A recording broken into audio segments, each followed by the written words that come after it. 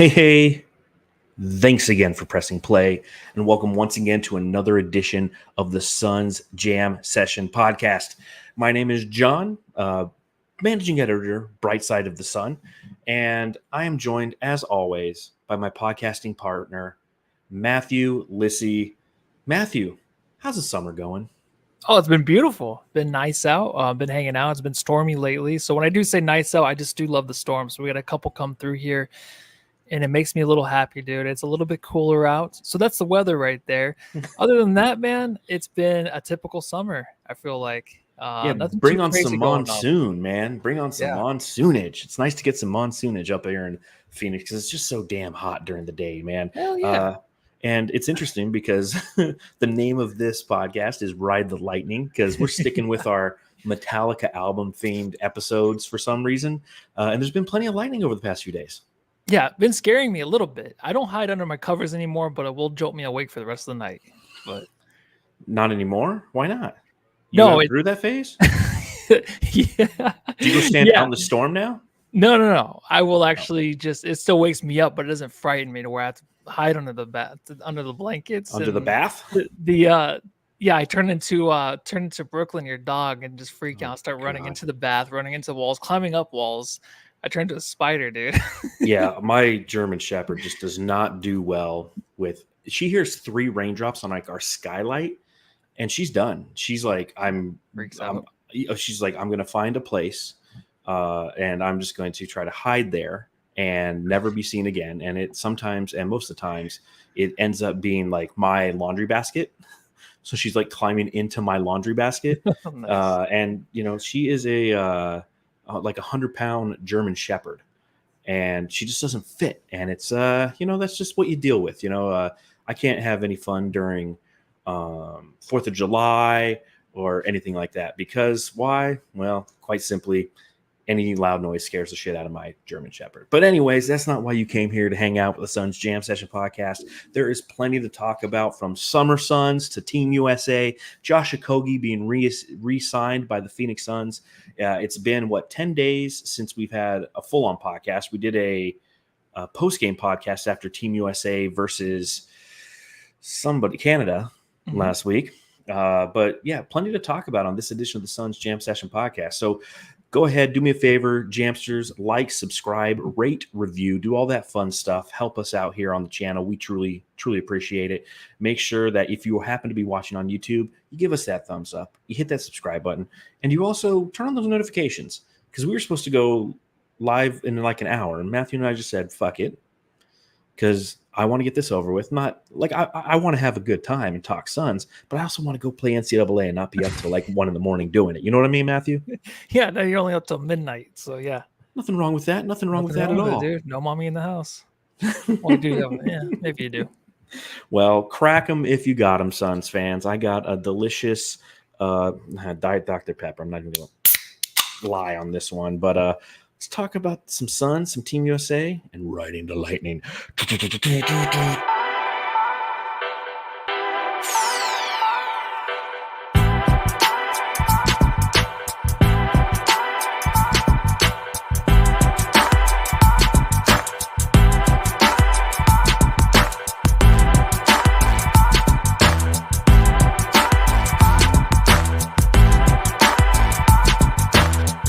So excited for this podcast because there's just a lot to talk about, Matthew. I'm excited because there is a lot to talk about.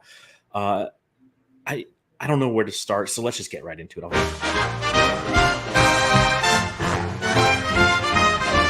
Matthew, I've got to ask. So Matthew, I gotta ask. Since last we spoke, the Suns went and they filled their 15th roster spot. They filled it with the familiar face, one Josh Okogie. J.O. is returning to the Phoenix Suns for his 3rd season, and the Suns signed him on a 2-year, $16 million deal. That deal puts the Suns into a record stratosphere relative to salary. They are now a $400 million salary team, the first ever team to do it, a team that has 0 playoff wins to account for it last season. But I got to ask, was this a good move or a bad move? I think it's good. Two things. I think the contract is tradable. Something you could throw in there that was mentioned a lot, which I don't like to throw out there too quickly after you just re-sign one of everyone's, I feel like, kind of favorite son. Maybe halfway through the season, and he became one of the better sons out there. He was basically playing almost every game, keeping the team in games, playing defense out of his mind at times, and he kind of fell off a little bit, but I do think it's a good tradable contract. The second thing is I am a big Josh Okogie fan. So to me, it gives the guy some more hope. Maybe he just needed that belief. The 2-year contract isn't much for some, but it is a lot for him. I think he's earned it. I think he can go out there and improve himself even more, and that he can earn his money out there. So it's kind of weird with Ryan Dunn being here and how we talked about him kind of filling the shoes of Josh Okogie. But the one thing, Okogie, man, if he's gonna come back and we're talking preseason again, and we ask him, and after a post game preseason game, just like, what did you work on? It better be the 3-pointers, because that's gonna come in handy. So don't let us down, Josh. Josh, we need you on this one, bud. Yeah, I understand the why. I understand why the Suns went and they paid Josh Okogie as much as they did to get him here as a member of the Phoenix Suns for a return to come back for his third season. And it makes sense, like literal sense. Well, more dollars, millions of dollars. If they don't sign Josh Okogie, whoever they do sign to fill that void is a minimum contract guy. And there's not much you can do with that, especially considering all the tax apron implications, right? You're not going to be able to utilize that contract in any capacity to trade at the trade deadline unless it's a 1-for-1 who's making the exact same amount of money. We can't take Morgan. It's just kind of a nightmare, right?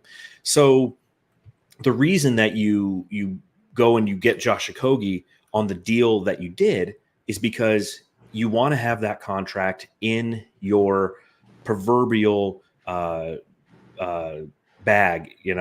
backpack full of money that's got roster guys in it, because one, it's a non-guaranteed going into next season.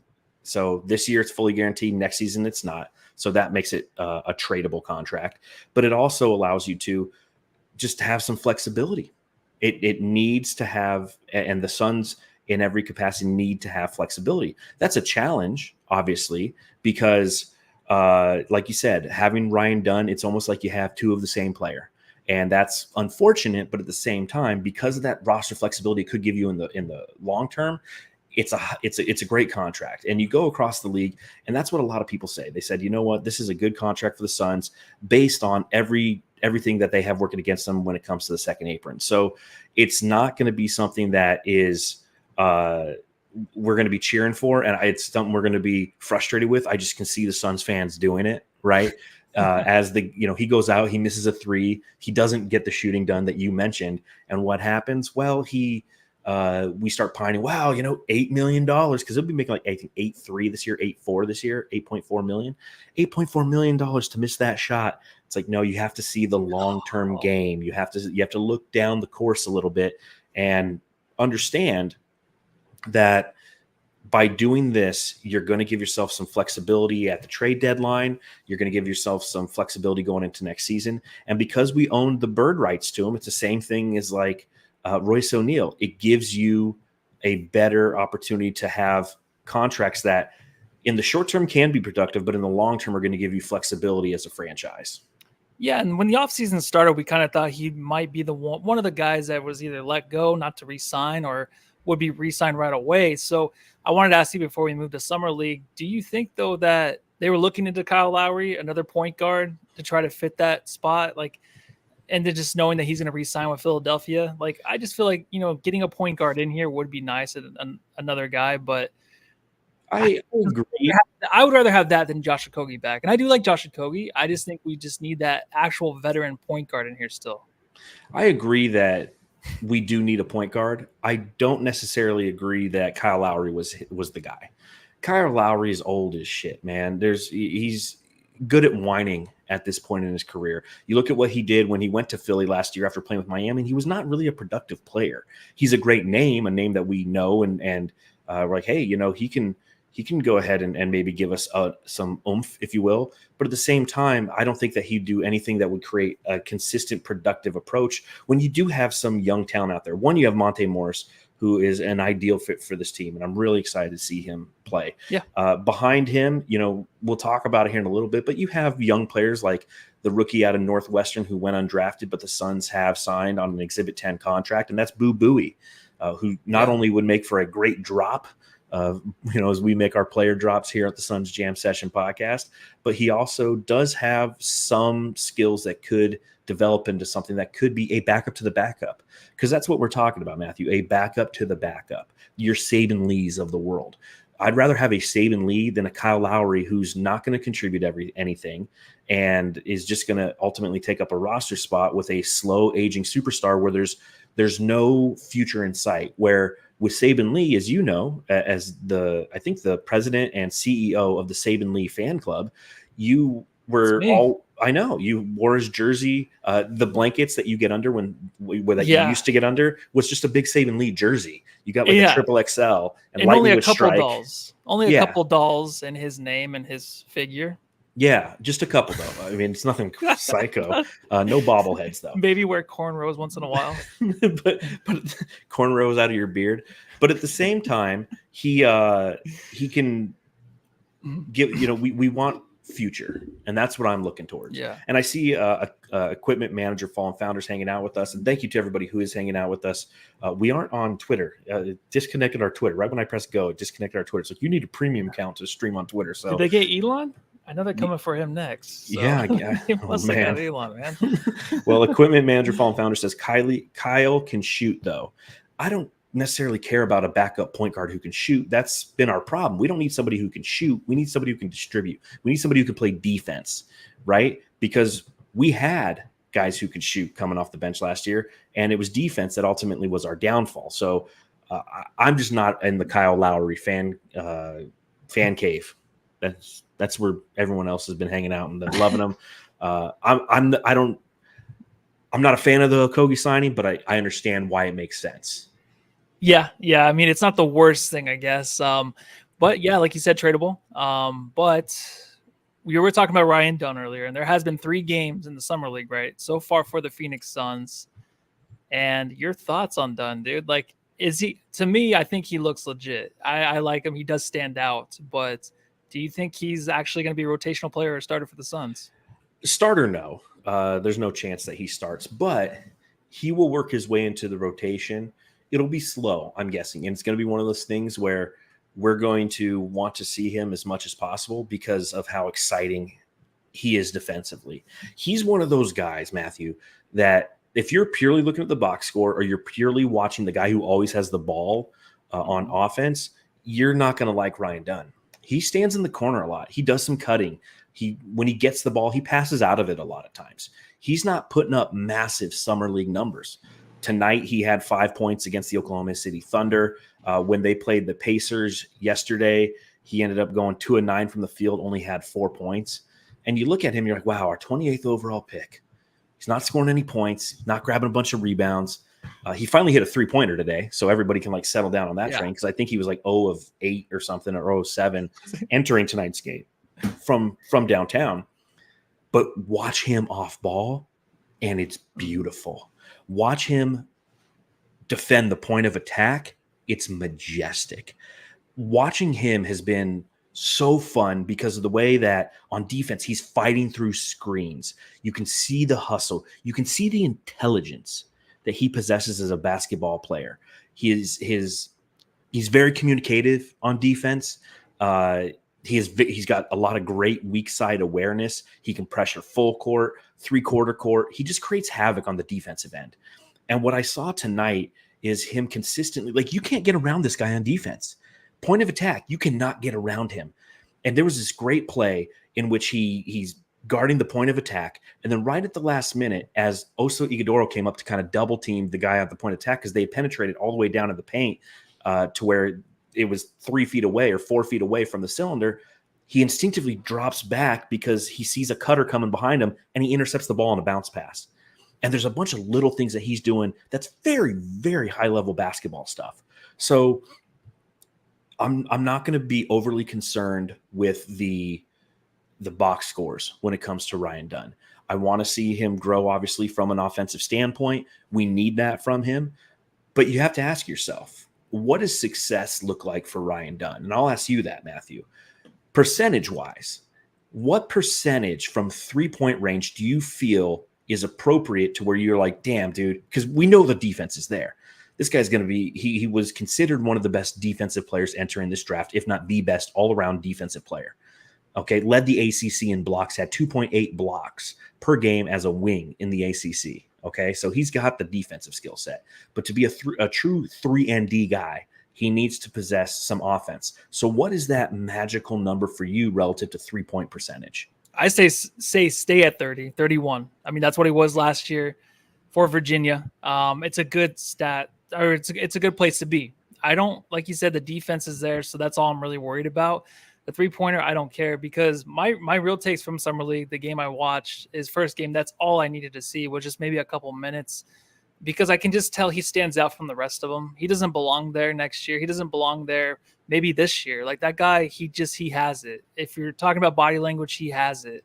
There's a few defensive players like, holy shit, but just him being out there, not on the offensive end, obviously defensively, looks unstoppable. But he is just like a gym rat, dude. So I do think that the three-point percentage can rise this season, because he will be in there focusing on that. Like, he knows the opportunity he has to play on this great team surrounded by these superstars. And he knows, like, if I can just dedicate myself in the gym like he always does, then I can improve that three-point percentage, and I can make myself very valuable on this team. So I do say 31, 32, which seems very, very low, but that's where I'm setting the bar at. But I look for that to rise over the progression of the season. Yeah, it's funny because, like, I'll tell you this, I just like having rookies again. It's fun watching Summer League with guys who you know are ultimately going to impact your organization, whether it be the new G League team in the Valley Suns, or having three guys who are playing in Summer League in Ryan Dunn, Oso Ighodaro, and David Roddy, who are going to impact this team on a big league level. But Ryan Dunn, and I see some of the comments, he's got to work on his free throws. David's right. He's got to work on his free throws. Blaze Megatron, man, how sweet would it be if Dunn turned out to be Kawhi Leonard in need of development? And I'll tell you this, like, his shot doesn't look bad. It just doesn't go in. This isn't a bad looking shot. He's got a solid release. He's got the length that Okogie doesn't have, and he's got a quicker trigger than Okogie has. Okogie kind of takes some time to get that jumper up there. Right. And then you couple to the fact that he's only 6'4", and there's only so much elevation he's going to get on his jumper.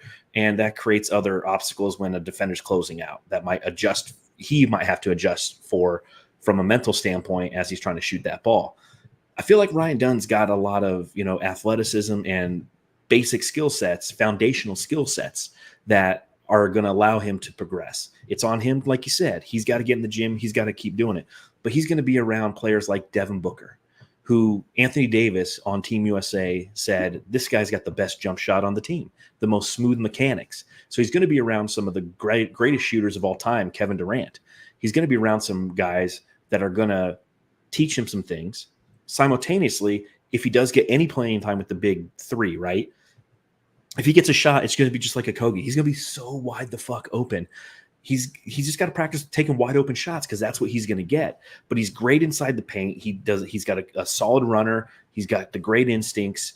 Foundationally, he is just such a solid player. And it's been really fun watching him in Summer League, because I don't know if I've watched a lot of basketball, a lot of prospects for us come through. And the thing about Summer League is you can't get overly excited, right? Because Josh Jackson in 2017 was an all Summer League player. We're like, fucking A, dude, we got this one in the bag. This guy's amazing. But I've never had a player who's come in and I've been watching them off ball and watching their defense from a wing standpoint and just see them so dominant in the way that he is. And it's natural dominance, it's instinctiveness, it's basketball IQ. So all these things that we were told that we were getting when Ryan Dunn was drafted 28th overall by the Phoenix Suns, it's happening. It's come to fruition. It's going to be fun to watch it as the season progresses. Summer League, we got a couple games left, but post-summer game, as we enter the season, it's going to be one of the exciting talking points we're going to have as Suns fans. Yeah, I think so too. And I really like the athleticism because he's going to be a guy that can run the break. And, we didn't have a whole lot of that last season. The guys that can really finish at the rim on the break. Bobo was the most exciting guy to do it. But when you have a guy like Ryan Dunn, who is athletic, that can cause chaos, force a turnover, but not always be the guy to get the turnover, he'll instantly run to the rim on the other side. He'll be that guy for the lob or just a fast break dunk. So I could see a lot of that with a guy that active. But also another guy who's his other twin, Oso Ighodaro, excuse me, a guy that they're comparing both of them to the twins, Mikal Bridges and Cameron Johnson. They kind of look a little bit similar, eerily a little bit. But your thoughts on him though in the summer league, dude? The Twins 2.0, man. The Twins 2.0. I can't wait because I will be working on these guys' drops too. I already have a bunch of ideas that are stewing up here. But Oso Ighodaro, the first thing that jumps off of the screen to me is his fundamentals. He's just so fundamentally sound.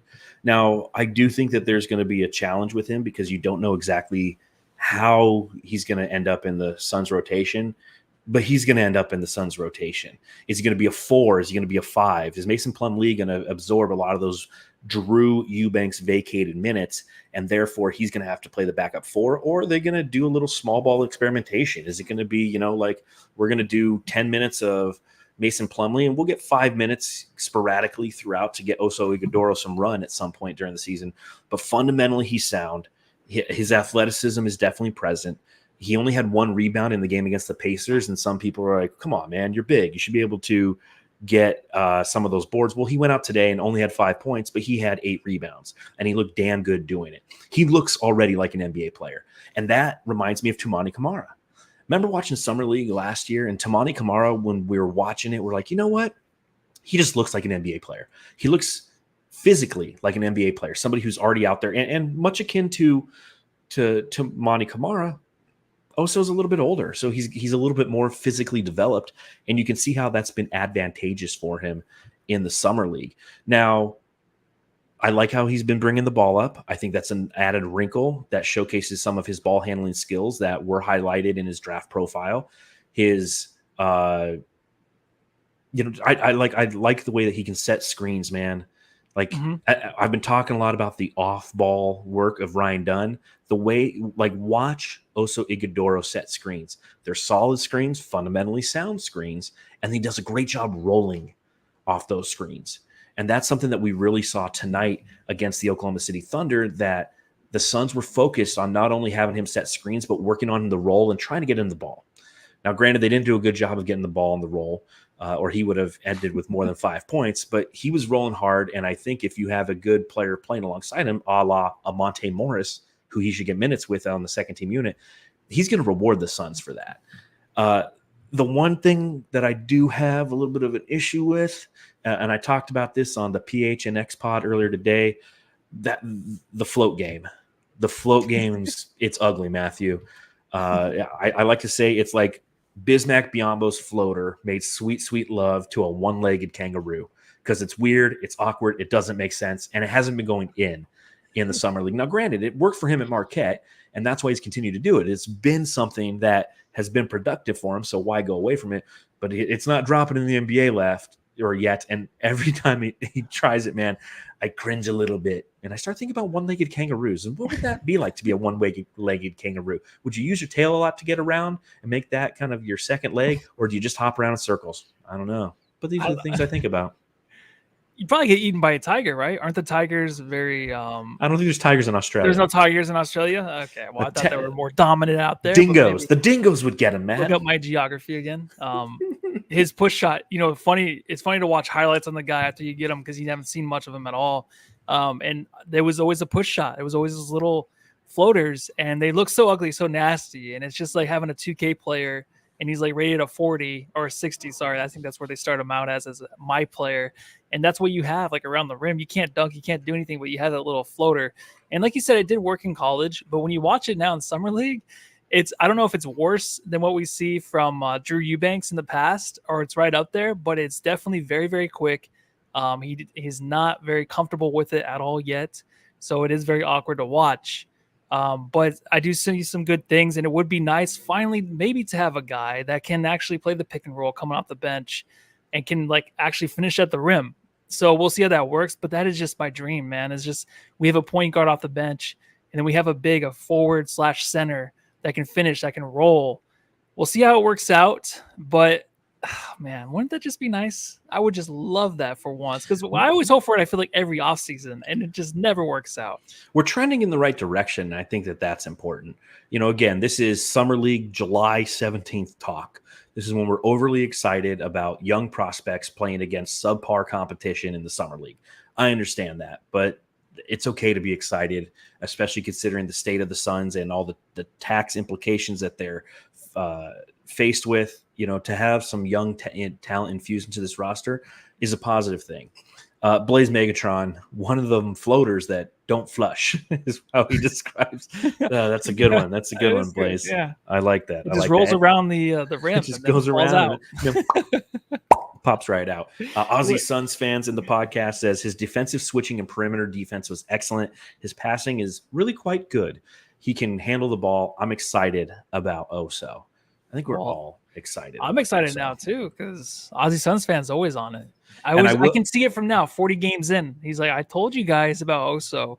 No one careful listened. Now, because Aussies was also like Chemezi Metu's #1 fan. Hey, I like Metu too.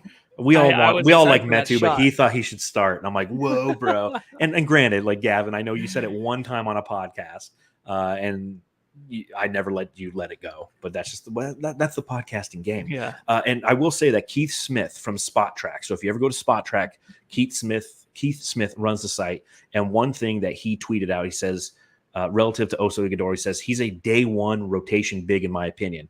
I've been preaching it for months. Just knows how to play. Not exactly the same player, but reminds me of Trace Jackson Davis in terms of immediate impact.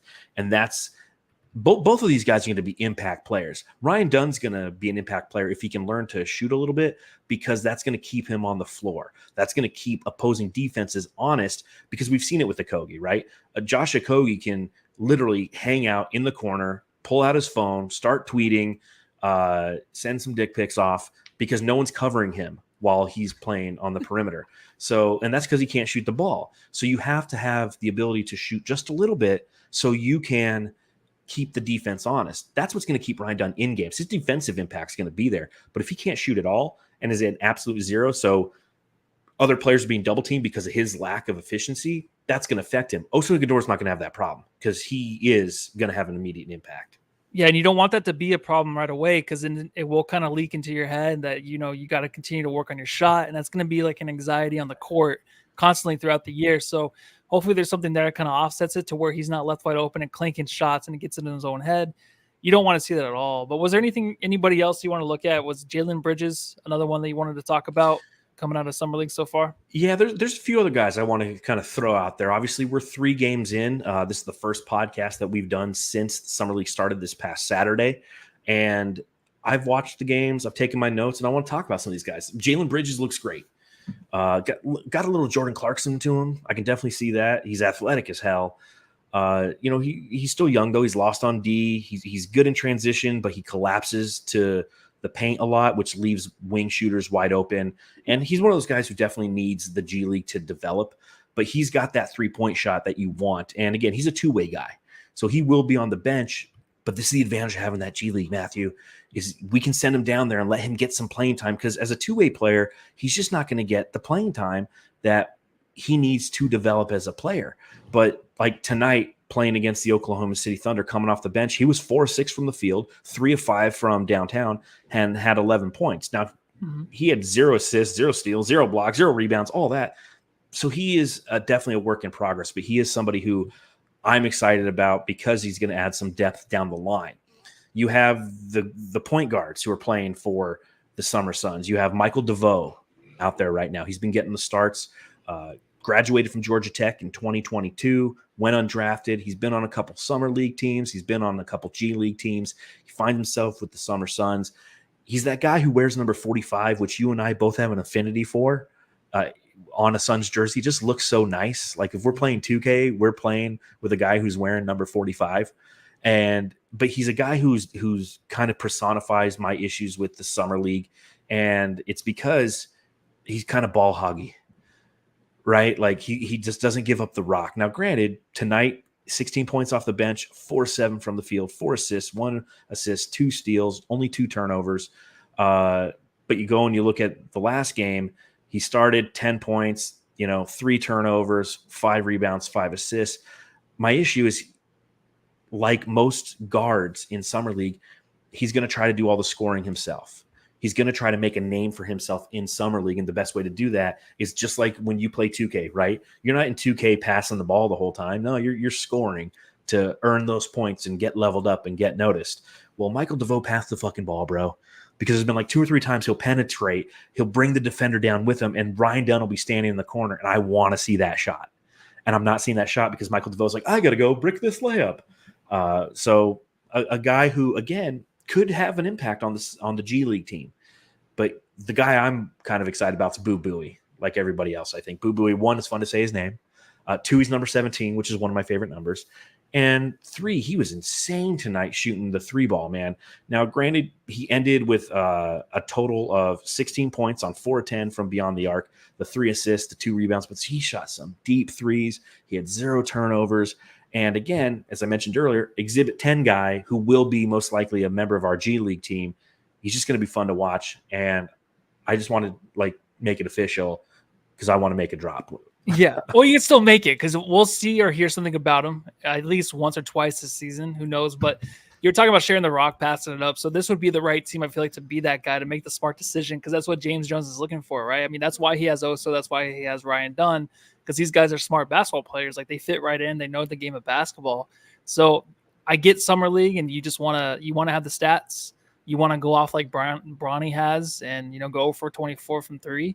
And that's what a lot of these guys want to do. It's just that way they can be recognized. But Summer League is a different thing. Like, it's not about that. It's just about working on your game. And the GM, the owner, everyone's watching closely to how good you are on the court as a whole, not just from shooting or forcing up tough layups. So it's nice to see that we have this, and then we're going to go into preseason. We have that G League, dude. That just makes me excited because it's not going to stop, because usually you have the Summer League and you just don't have anything else to watch after that. So I'm very excited about the G League.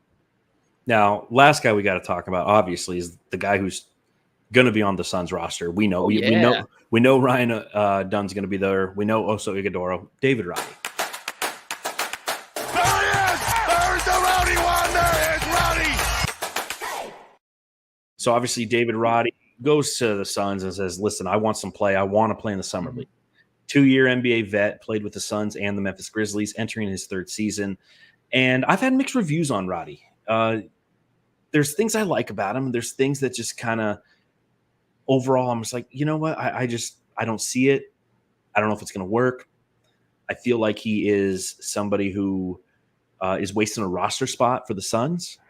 And here's, in his first game, Doris and Jones were saying that he's got some Jay Crowder and some PJ Tucker to him. And he does have that. He's a broad guy, and he has some sneaky athleticism.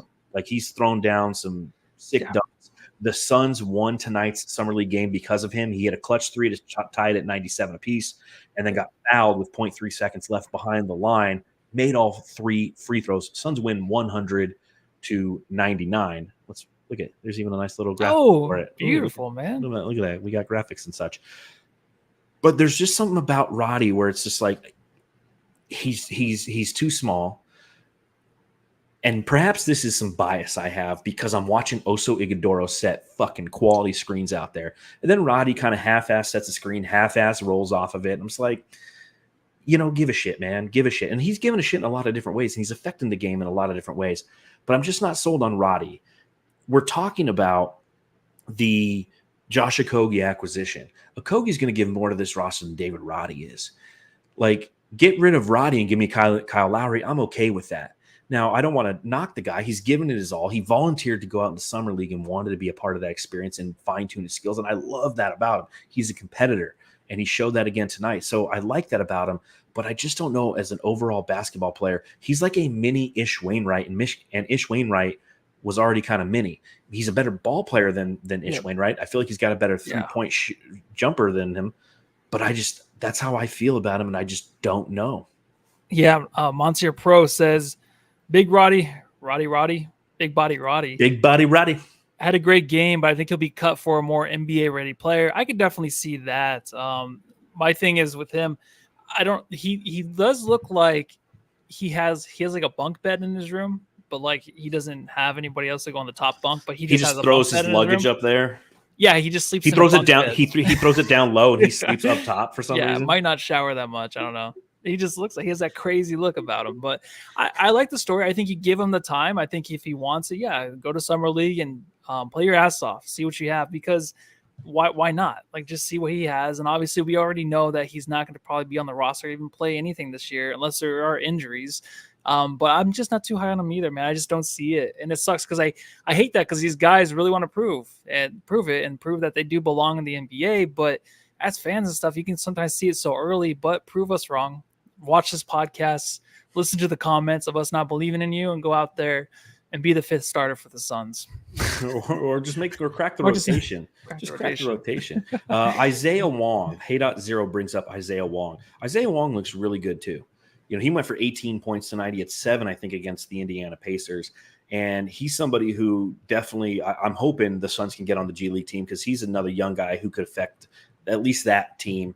And again, just develop a pipeline in case somebody gets hurt, where there's quality players who are coming in with confidence because they haven't been sitting on the bench for 3 months. Now it's all of a sudden like, hey, we need you for like 3 weeks, man, because he's hurt. No, they're playing games constantly in G League. You want to bring those guys up so they feel like they can contribute right away. So, and I do like what Hey.0 says.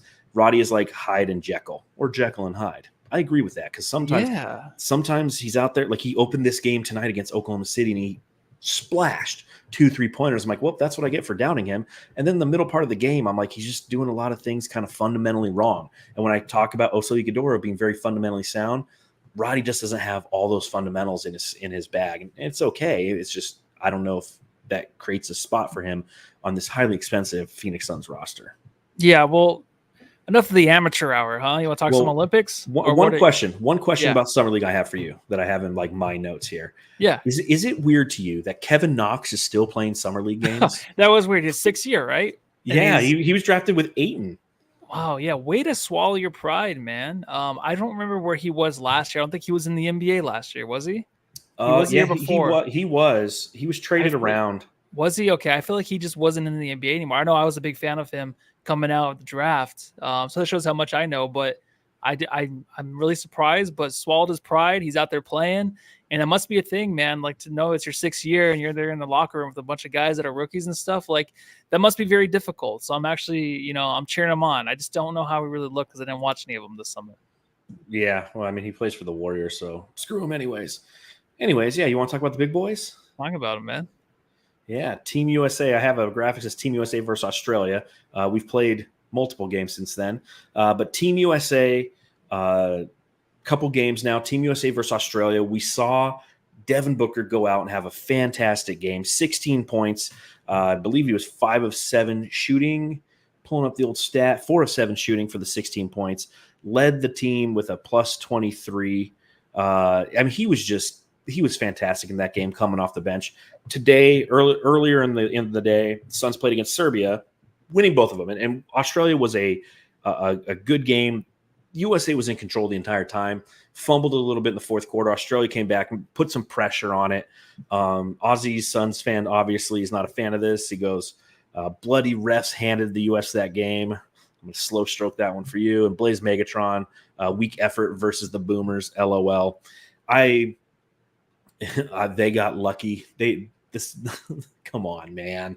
The Americans were playing half-assed and they still won. It's got to be tough for Gavin, because he's such a big Booker fan, and Booker's out there scoring 16 points again and just looking great. But it's a quality effort. And again, none of these games fucking count. The Team USA, though, smoked Serbia today. Smoked them. It was Steph Curry and LeBron show, putting on a show for all the people in Dubai. They were showing guys in the crowd. One of them looked like Ricky Rubio. It's like, Ricky Rubio's there? Just like, one of those super rich, fancy guys from Abu Dhabi out there, just, owning entire islands unto themselves. And they got front court seats to watch Steph Curry and LeBron James just go ape shit. But it's been fun to watch these exhibition games. It all kind of hits home and starts in 11 days when the Americans play the Serbians again in a game that actually counts in Group C, which is where the Americans are going to end up. But I said it, I think, on our last podcast. Nobody's beating this team. USA is too deep, man. Without KD too, right? Yeah, I was going to ask you, like, played. KD, does he need to play? These games don't matter. So, I mean, the effort's there. I just think that the team doesn't need him. They absolutely don't. I think Devin Booker, obviously, we all know he's a perfect, Olympic-style basketball player for this team of the US of A. And he goes out there and controls the game at times, man. Really gets a shot. So he looked really good in the last game against Serbia. I didn't see any highlights from today. I did see the score. But he's probably going to be a starter, I would think. But also just Kevin Durant staying out of this, I think I'm fine. If he's just on the bench there as a coach to help Devin Booker, to stand next to Devin Booker and do things with Devin Booker outside of the game, then I'm all down for that, dude, because I don't want that guy hurt going into next year. Even though we kept talking about trading Kevin Durant, I still want him healthy for next year. Well, he's got to be healthy if you want to trade him. Now, there's a couple different things here. One, I don't know if Devin Booker's going to start. I think he should, but he started one of the 3 games. But Steve Kerr is consistently moving that lineup around because he's trying to find the right combinations, get everybody an opportunity to play around each other so they understand some of the chemistry that needs to exist as you prepare for the Olympics. They have 2 more games upcoming. They're headed to London, and they play South Sudan, who's also in their Group C bracket in the Olympics, in a couple days. And then after that, they play Germany. And then that's their last game before they start their Olympic run. So I don't know if Booker's going to start. KD doesn't need to play for 2 reasons. One, he's got a calf strain. Now, we're probably reading way too far into it, but calf strain is what he had, which ultimately led to his Achilles injury. So you got to be careful with those kind of things, right? The legitimacy of the calf strain, we don't know. How injured is he? We don't know. But the other thing with Kevin Durant is he is one of the most seamless players in NBA history.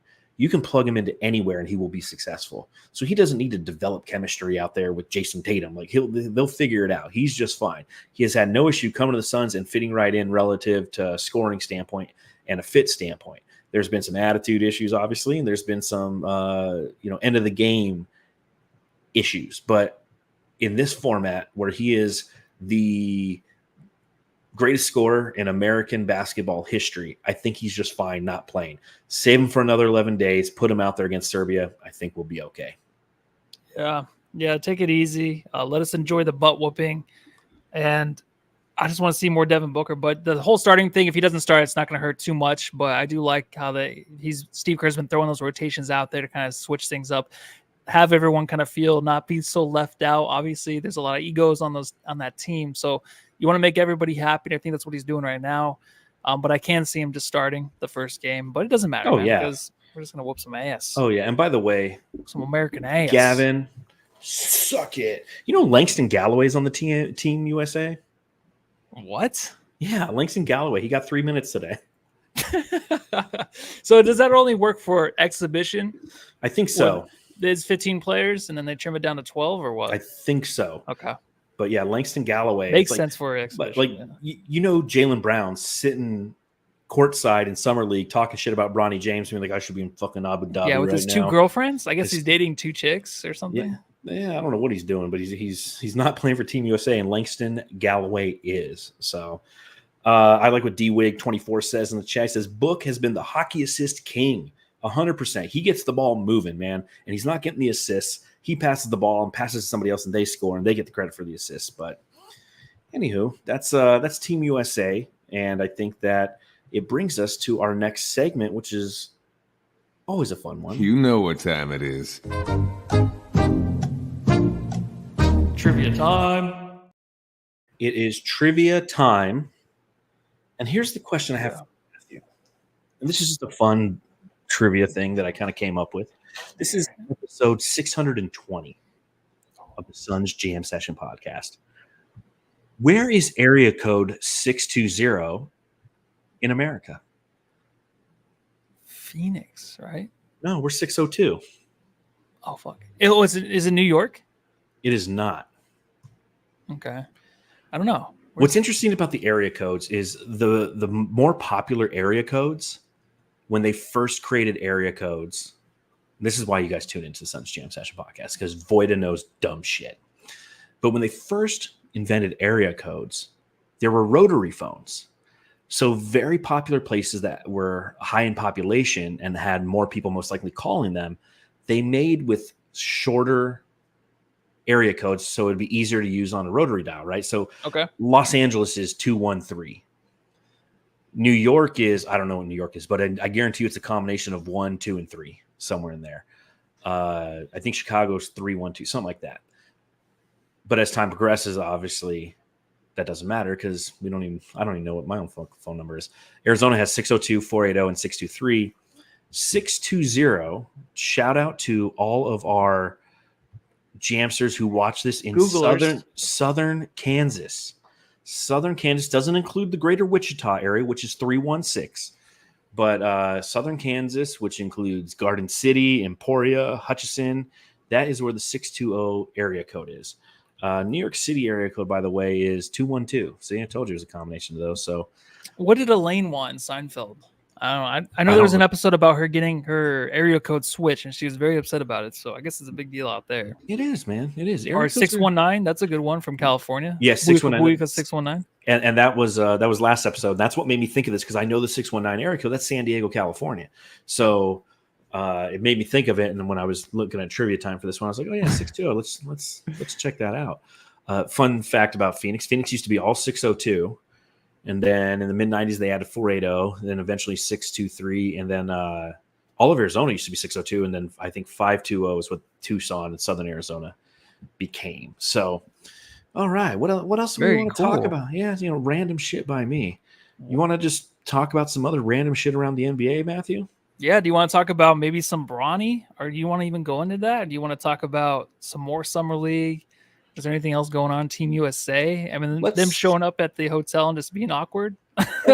Let's talk about that in our thoughts. Brains? All right, what do you want to talk about? What did I say? Oh, Bronny. Any thoughts on Bronny? Is this going to be painful? Is he going to be in the G League just for the most? I feel like he'll be there the majority of the season. He'll come out later in the season, maybe when they clinch a playoff spot, or maybe when they're out of the playoffs and play one game with LeBron. What's unfortunate about Bronny, it's unfair, right? Like the fact that we're talking about him is unfair to him because of the fact that he's a 55th overall pick. Anything he does is going to be overly scrutinized, a lot like his father. I mean, his dad was one of the most scrutinized players to ever come out of high school. And to his credit, he handled himself correctly. He excelled. He won championships. Never any controversy. Maybe some, boneheaded things said here and there. I think I saw something today. It was one of those things, because LeBron always takes credit for everything before it. Like, I knew T.I. was going to be a big rapper. I knew this. I saw something today that was similar to that. But for Bronny, we said it here when we were doing our prospect previews. He's not ready for the NBA. That's okay. It's okay that he's not ready for the NBA, but he's a guy who averaged 4 points at SC, had heart issues, he was undersized, didn't perform well, and he gets drafted with the 55th overall pick. It's all and the thing that I don't like is the fact that they're just shoving the shit down my throat. Anything he does, they've got to tell us because obviously big league media, they know where the clicks are, and the clicks are the Lakers. So they're just going to continue to shove that shit down your throat. And I feel bad for the kid that he ended up with LA. It's like it would have been great if Bronny James was drafted by like Oklahoma City. That's got a team with a bright future, but a solid foundation of development.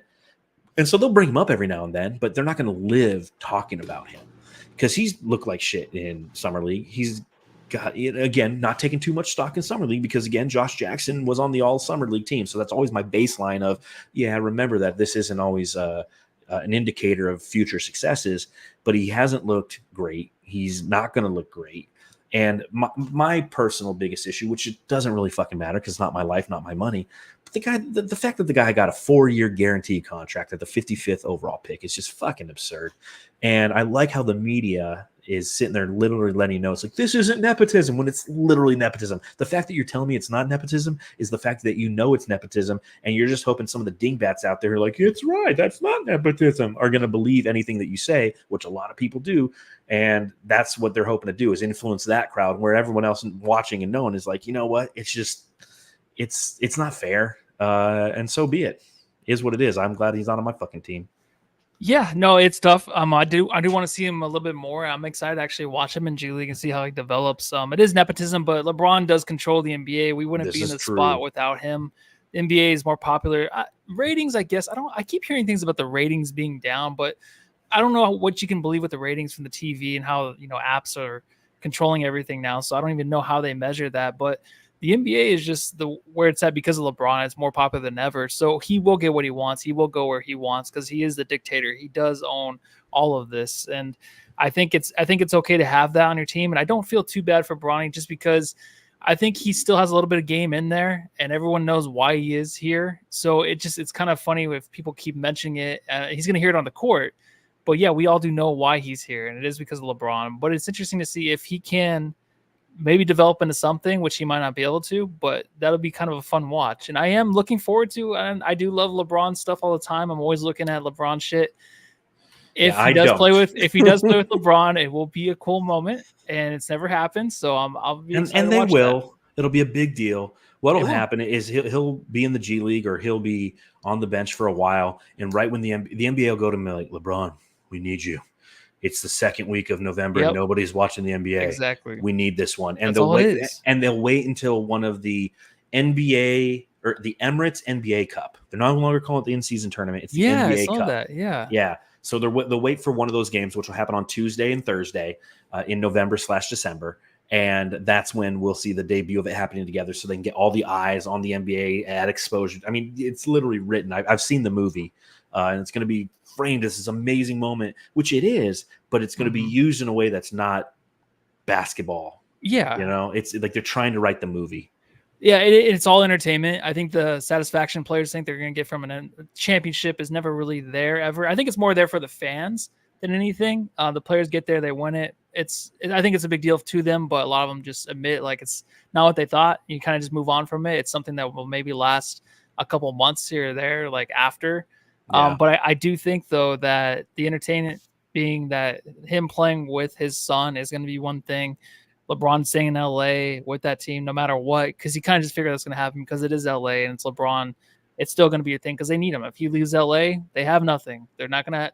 They have obviously the fan base, but no one's going to be there. No one's going to show up for a team that's rebuilding again. So I just controlling the NBA still, man. It makes sense for Adam Silver to give him that kind of. I don't know if you can even hear me. Oh, yeah. Yeah, give him that kind of leeway. Give him he basically owns it. Kind of like we have a president, but is he really the president? There's always something else behind him, more demonic kind of figure, but that Yeah, controls everything. yeah, that's LeBron James. David Exactly. Yolovitz in the chat. Thank you. $1.99 in the super chat. He says Vegas slots at Summer League. Hey, I wish I was there, but kind of glad I'm not because it's just so damn hot out. And one of these years we'll go though, Matthew. I didn't even try this year. That's all right. you. I didn't have money to go anyways. Thank Never you, do. David. Thank you, David, for the donation. Thank you to everyone who's watching along live, or if you're watching later. Again, make sure you hit that thumbs up button. Make sure you subscribe. Make sure you review. Next thing I do want to talk about. Let's see what's on the notes here. I wrote. Do you know what sucks? Drop making. All right, so let me talk about this. So I'm very, very excited for the 2024-2025 Phoenix Suns because of the continuity that's going to exist. They have 10 players now returning, with Josh Okogie being that 10th player. I think that's correct because you have Oso Ighodaro, Ryan Dunn, Monte Morris, Mason Plumlee. Who's the fifth guy? There's a fifth guy. Or maybe 11 players are returning. Is it 11 players? Are we what? Returning to the Suns? Yeah, from last season. I think it's 11 players. Yeah, I guess so. Yeah. The only guy who didn't play with the team last year but was on the team still was Damian Lee. So there's so much continuity returning, and that's a good thing. It's not the end-all be-all, but it's a good thing. I'd rather have that than what we had last summer when we were like, oh, shit, we only got 4 guys returning from last season. We have to completely redo this entire roster. They all have to learn how to play together, yada, yada, yada. There's one disadvantage of all of this non-turnover. I like to make drops every summer for the new guys. Matthew, there's not a lot of new guys this year, right? Like last season, I was just cranking them out over the summer. It's what I did with my life. I'm like, I need a bowl, motherfucker kind of drop. So I'm not going to have a lot of chances to do that. And for that, I'm sad. You remake them. don't you? Or no? Yes and no. So I like improve some of them. Like I remade. No, just improve them. Keep them the same. I improved the Big Booker one. Like I'll make tweaks here and there, but ultimately, I'm just not going to have. I'm not going to have that this summer. But Well, I do you can think football. Yeah, you can think of other jobs we can have for segments or something, but yeah, that did keep you busy. Now you're just gonna be bored, but you're not because you have NCAA. I got college football 25, and I'm everything's meant to be, obsessed. John. Yeah, It you're all free works time. out. Yeah, It all exactly. works out. So is a game? Is it living up to the hype or? Oh, 100%. It's the only thing that's unfortunate is again the game came out Monday for those who purchased it early and got like the deluxe edition or whatever the fuck it is. What a day. But the creation, the EA.com/CFB team builder isn't available yet. And I always like to create a college, right? Because you can upload logos, and you know me and my graphic design. I love making logos and uploading them and making a team. And I haven't been able to do that yet. But every aspect of this game is fun. It's been tough for those who play Madden. You know that playing Madden, the best way to succeed in the passing game is to really take advantage of the middle of the field, run slants, run high crossers, in routes, things of that nature. And in this game, I tried doing that right off the bat, and it just wasn't working. I realized everything's on the outside. You use your athletes to beat the corners on the outside. So I'm really starting to get the game down. I have a 3-team dynasty going with Notre Dame, Arizona State, and Fresno State. Like a 5-star, a 3-star, a 2-star. Just having some fun there. I made Marshall Falk, and I'm doing Road to Glory with him. I got my ultimate team. So yeah, I'm clearly obsessed with it, and it's good. It's what I typically do. July/August, I find a video game and I play it. Last year was Assassin's Creed Valhalla. This year it's College Football 25 by EA Sports, and that's going to occupy my time while still writing for Bright Side of the Sun, but definitely slowing down on the overall content. So creating your call, I didn't know that was a thing, but they don't add that to when. When are they going to add that? It's Friday. Friday when the actual, the Got website it. wasn't ready. I'm like, how's it not ready, guys? I paid. You guys have had 20 years. Yeah, exactly. You've had 20 years to do this, So, last thing I want to talk about before we get out of here, I thought this could be a fun thing to do over the summer, but again, we're titling our podcast for some reason that's only known to my weird little mind. We're naming them after Metallica albums, right? We already did And Justice for All last week. We're calling this one Ride the Lightning because I figured that's what it feels like right now. We're riding the lightning of excitement around our young rookies as they play in the Summer League. But I thought it'd be a good time to talk about the Ride the Lightning album by Metallica. Matthew, do you like this album? Do you know this album? Have you ever listened to this album? Yeah, Metallica? I do. I don't know the other songs that are on it, though. My favorite song, though, is Four Horsemen, and that's on Kill 'Em All, right? That's correct. Yeah, so that's my favorite song of all time. I know it's a good album. Was it like their last good one before the Black Album? Because the Black Album was bad. No, like Black Album was like or hated. Black Album was really good. A lot of people, a lot of metal heads, a lot of Metallica fans didn't like the Black Album because it kind of symbolized their selling out. Yes. Because that's when they finally made the Enter Sandman music video, and all of a sudden they were on MTV, and everyone was like, "Oh man, no, not Metallica." Yeah. They were like anti the establishment. But Ride the Lightning is actually their second album. Kill 'Em All was their first album. Then it was Ride the Lightning. Then it was Master of Puppets. Then And Justice for All, and then Black. Okay. In my opinion, Ride the Lightning is my favorite album. I love that album. It has obviously Ride the Lightning, which you mentioned, which is the second track, but For Whom the Bell Tolls is on this one. Fade to Black is on this one. And my all-time favorite Metallica song is Creeping Death, which is actually a song written about when the time of Moses, when they had to go out, Moses was going through all the different plagues and everything and saying, let my people go. And finally they went through, and if you wanted the creeping death that came into Egypt to not take your firstborn son, you put lamb's blood above your doorway, and then creeping death came in and killed all the firstborn sons of the Egyptians. And that's ultimately what allowed Pharaoh, or pushed Pharaoh, to that decision to let the Hebrews go. But it's a fantastic song. It's a fantastic album, and I'm glad that we got to spend a little time talking some Metallica, man. Yeah, I've never heard that song actually. Oh, dude, listen to it. It's fucking amazing.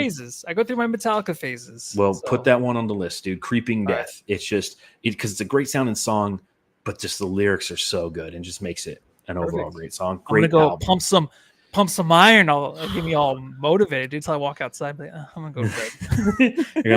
I'm gonna crawl under my covers that look like a Saban Lee jersey and then stare at my Saban Lee dolls. Yep. Only 2 of them though. Yeah, and then wear my pasties. Saban Lee pasties. Well, on that note, Jamsters, we're going to go ahead and get out of here. So again, if you're choosing to watch along live or happen to be watching along later or listening at any point, thank you for doing so. Thank you for supporting the Suns Jam Session podcast. Even in the summertime, having you come out and support us it's just a great feeling for both of us. Looking forward to continuing to create content all summer long, although it will be a little bit more sporadic because very soon we're going to have less and less to talk about. And we'll probably be just reviewing Metallica albums and songs by the middle of August. We'll literally just top 10 rank them. But that's all I got. Matthew, anything else for the Jamsters out there? Just really quick, the S&M, that's a live one, right? The album. Yes.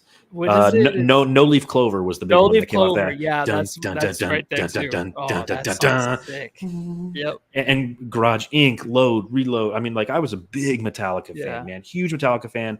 Saint Anger was the album. Anything post Saint Anger, I don't know. Saint Anger was shit. That was when they had the documentary and all that, right? Yeah, they had the documentary, and Jason Newsted had left the band. And once he was gone, it was just different. Once they're sober, they suck. That's how every band goes. Once you sober up, your music becomes trash. Keep doing the drugs. Thank you for listening to the Suns Jam Session podcast. Once you're sober, you suck. Yep, and go home and love your lightning.